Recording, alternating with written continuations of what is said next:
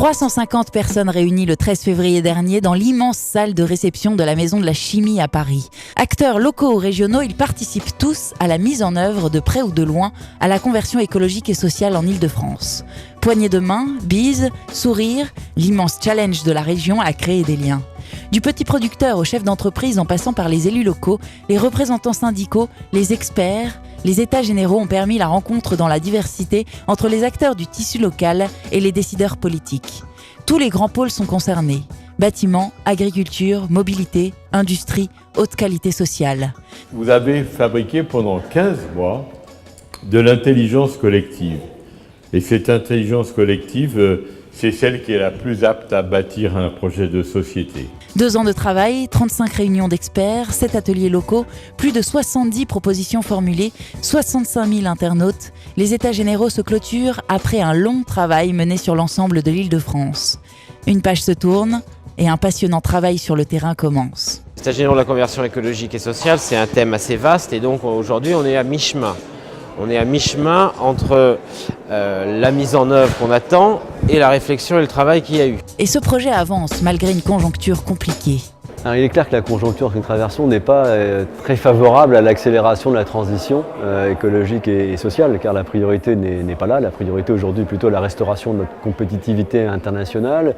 Et puis la conversion, la transition implique des investissements, des changements de priorité, donc des moyens, et notamment des moyens publics.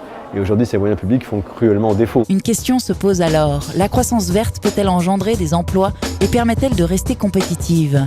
Il faut absolument qu'on concilie les enjeux écologiques avec les enjeux économiques et sociaux. Il y a des croissances énormes d'emplois dans la croissance verte, dans les emplois verts, mais ça ne suffira pas à assurer le plein emploi. Il faut donc penser à un nouveau progrès social dans un nouveau mode de développement, dans lequel la question de l'environnement sera un paradigme indispensable. Et pourtant, la conversion écologique et sociale de notre monde est un tournant obligé. Nos institutions sont vouées à prendre ce virage écologique. Je pense qu'on n'a pas le choix. Effectivement, notre monde change, les modèles économiques évoluent.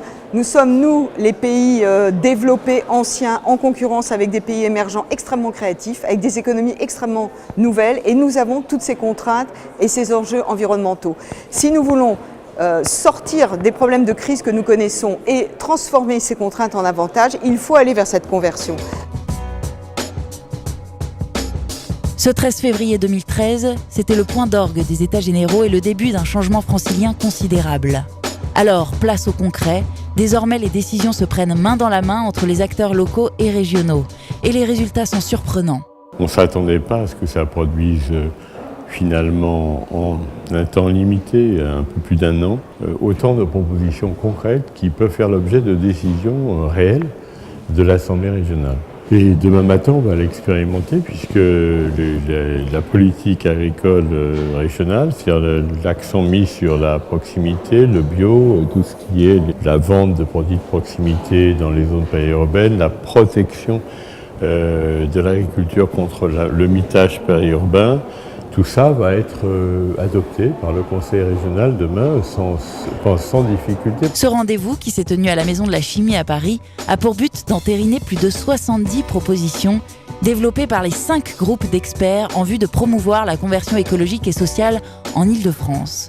Il revient ainsi à l'institution régionale et aux acteurs du territoire de prendre le relais pour mettre en application ces mesures. Alors, on ne va pas bouder notre plaisir, on va dire le succès est déjà là. Les propositions ont été discutées et validées. Maintenant, place à l'action.